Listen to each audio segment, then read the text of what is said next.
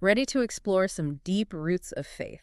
We're diving into this surprisingly intertwined history of, well, spirituality itself in Asia, Should be fascinating. particularly India and China, just to narrow things down a bit. And I have a feeling we might just unearth some aha moments about, well, the very essence of belief. It's like tracing, almost like a whisper, Okay, like, across continents and seeing how this one idea, this concept as bold as it is ancient, could reshape the spiritual landscape of two major civilizations. I'm ready. Let's go on this journey. Let's do it. All right, so for this deep dive, we're drawing from excerpts of the Melchizedek teachings in the Orient. That's paper 94 from the Urantia book.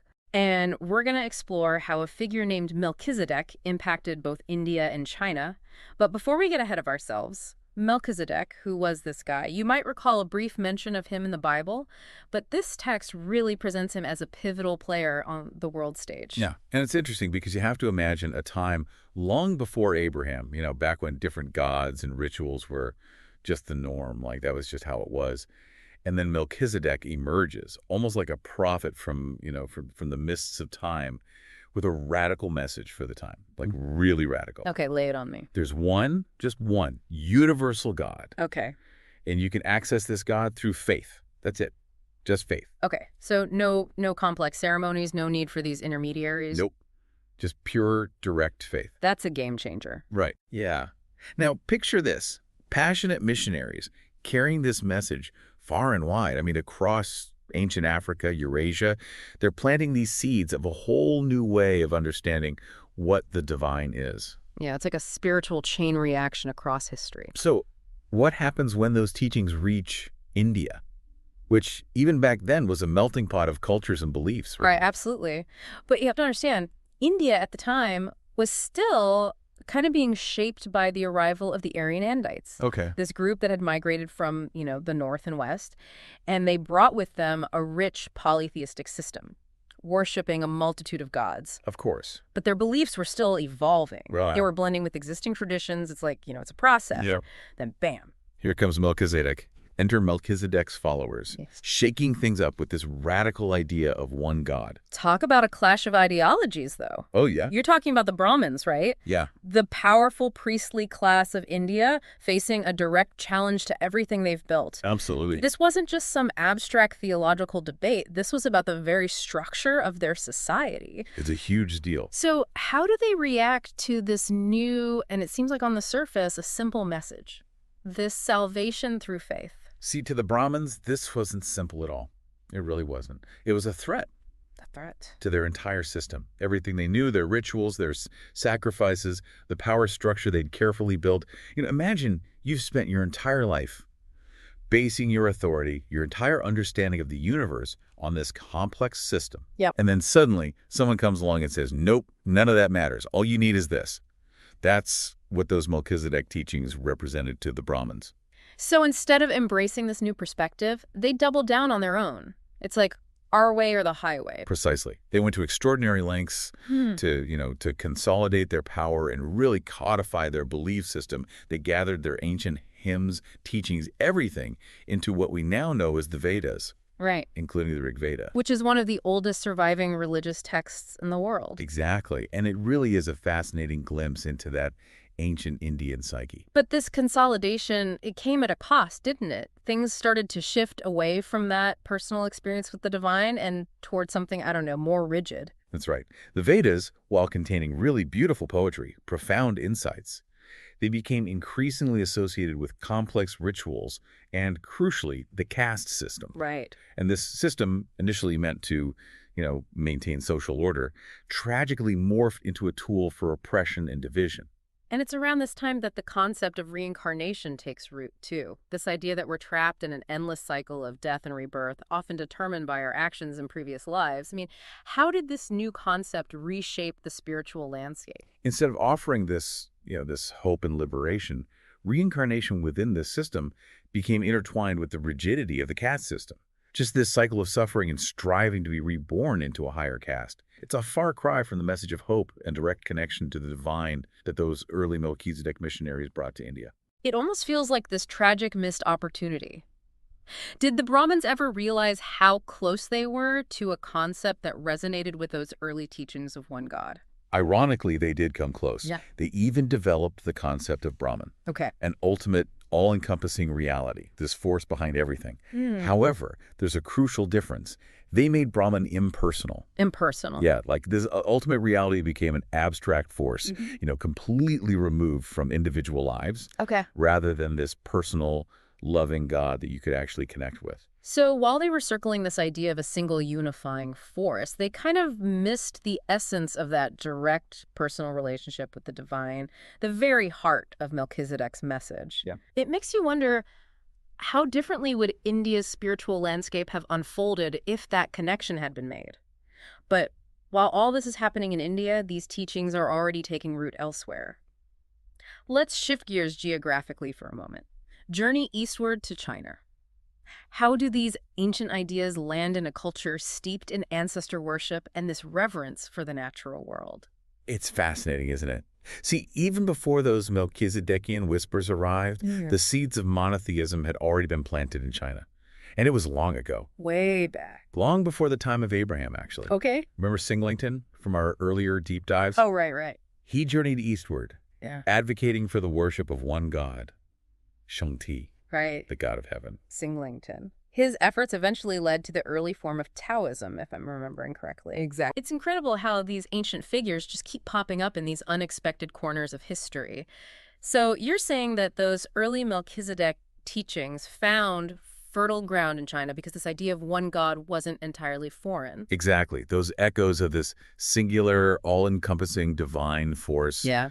they really resonated deeply with the existing beliefs in China. And remember the Indian concept of Brahman. Yeah, that impersonal ultimate reality. That also found its way into Chinese thought. It's like further shaping this evolution of spiritual ideas in the region. So now you have this intriguing mix brewing in China. You've got this ancient reverence for Shangti, whispers of Melchizedek's one God, the philosophical concept of Brahman.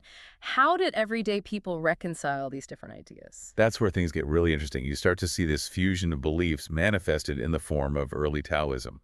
It incorporated elements of ancestor worship, a deep respect for the natural order, these lingering threads of monotheism. It's like a spiritual tapestry woven from all these diverse threads, each one contributing to the richness of this overall design. But didn't this blending of beliefs also lead to, disagreements and interpretations? What about those more superstitious practices that kind of emerged in these later forms of Taoism? You're right. It wasn't always a harmonious blend. Yeah. This desire to understand the universe, to find meaning, escape suffering, it sometimes led people down different paths.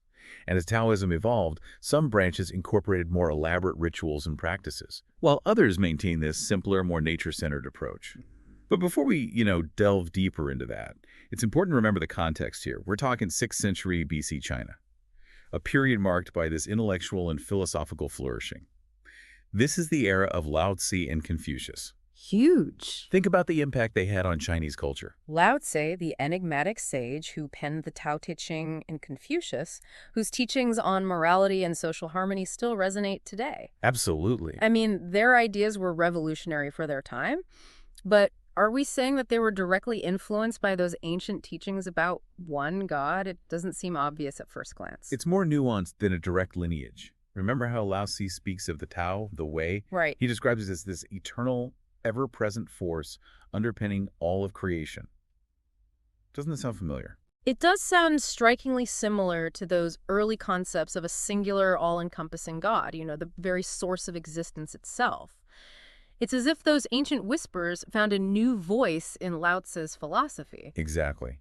And consider how Lao Tzu emphasizes aligning oneself with the Tao, living in harmony with the natural order. It's about surrendering to a force greater than yourself. Right. A concept that, resonates with the idea of surrendering to the will of a single God. It's fascinating how these echoes of ancient beliefs can just reverberate through time, resurfacing in these different forms, different expressions. But what about Confucius? I mean, his teachings focus heavily on morality, social order, fulfilling your duty in this life. How does that connect to the idea of one God?